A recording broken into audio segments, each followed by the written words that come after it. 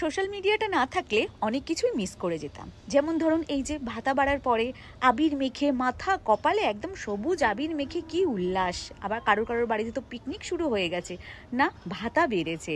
আবার কেউ কেউ তো আবার সোশ্যাল মিডিয়ায় গানও শুরু করে দিয়েছে, আমি ভাতা ভাতা ভাতা, আমি ভাতা শ্রী, আমি কন্যা কন্যা কন্যা, আমি কন্যাশ্রী। আবার বাজে ল্যাঙ্গুয়েজে এটাও বলছে, তোদের দরকার নেই, তোরা এই রাজ্যে আছিস কেন, যা না ইউপি বিহার যা, চাকরি চাকরি চাই তোদের, ওখানে গিয়ে চাকরি কর, আমরা ভাতাতেই খুশি।